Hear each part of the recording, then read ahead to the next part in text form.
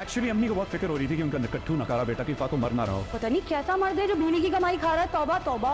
पता तो हर वक्त उधम मचाए रखता था, वो चला गया तो जैसे घर में वीरानी ने टेरा डाली। ड्रामा सीरियल कभी मैं कभी तुम बहुत ज़्यादा इंटरेस्टिंग हो चुका है। नेक्स्ट एपिसोड में आप देखने वाले हैं कि मुस्तफ़ा और शर्जीना जिस इलाके में रह रहे होते हैं वो बिल्कुल भी अच्छा नहीं होता।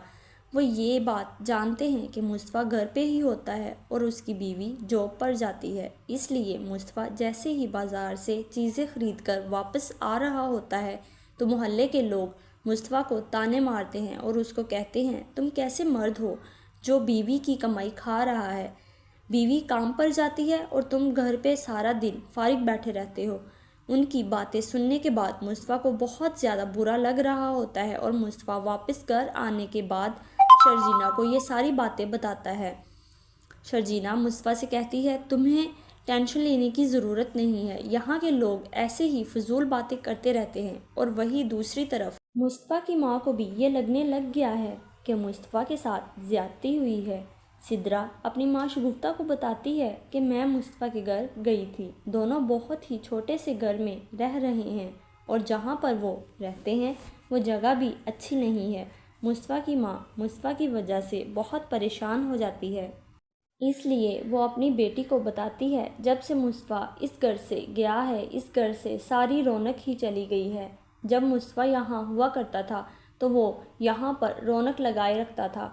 मुस्तफ़ा की माँ अदील से बात करती है और उसे कहती है, तुम्हें और रुबाब को अब मुस्तफ़ा को माफ़ कर देना चाहिए। मुस्तफ़ा तुम्हारा छोटा भाई है, तुम्हें पैसे तो वापस मिल गए हैं, अब हमें दोबारा उसे वापस घर बुला लेना चाहिए।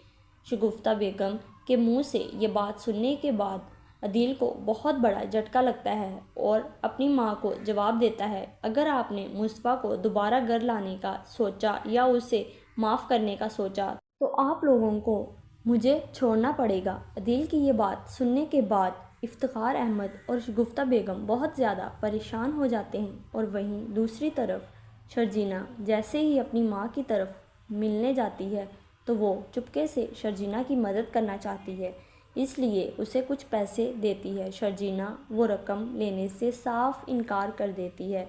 उसकी माँ बहुत इसरार करती है, लेकिन शर्जीना अपनी माँ को जवाब देती है, मुस्तफ़ा ने भी अपने बाप से रकम लेने से इनकार कर दिया है तो मैं आपसे कैसे पैसे ले सकती हूँ, मैं उसका मान बिल्कुल भी नहीं तोड़ सकती। इसलिए शर्जीना अपनी माँ से रकम नहीं लेती। और वहीं दूसरी तरफ अदील इसी कश्मकश का शिकार होता है।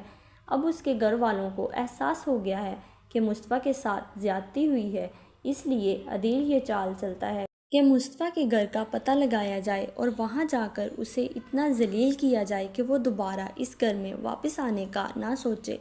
अदील मुस्तफ़ा के घर का पता मालूम करता है और मुस्तफ़ा से मिलने के लिए पहुंच जाता है। शर्जीना जैसे ही दरवाज़ा खोलेगी अदील को सामने देखकर बहुत ज़्यादा हैरान हो जाती है। उसे यकीन नहीं आ रहा होता अदील ने अब तक उन लोगों का पीछा नहीं छोड़ा होता।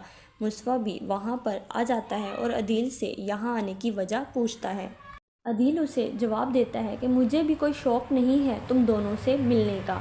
अम्मी तुम्हारी वजह से परेशान थी, उनको ये लगता है कि उनका नकारा बेटा कहीं भूख से ना मर रहा हो, इसलिए मैं तुम दोनों की मदद करने के लिए आया हूँ। अदील की जली कटी बातें सुनने के बाद मुस्तफ़ा को बहुत ही ज़्यादा गुस्सा आता है और वो अदील को जवाब देता है, मैं नकारा हूँ, बल्कि नकारा तो तुम हो जिसने अपनी बीवी के कंधे पर पाँव रखकर तरक्की हासिल की है और अब तुम मुझे बातें सुनाने के लिए आए हो। तुम्हारे लिए बेहतर यही होगा कि तुम यहाँ से दफ़ा हो जाओ और आज के बाद यहाँ दोबारा वापस मत आना।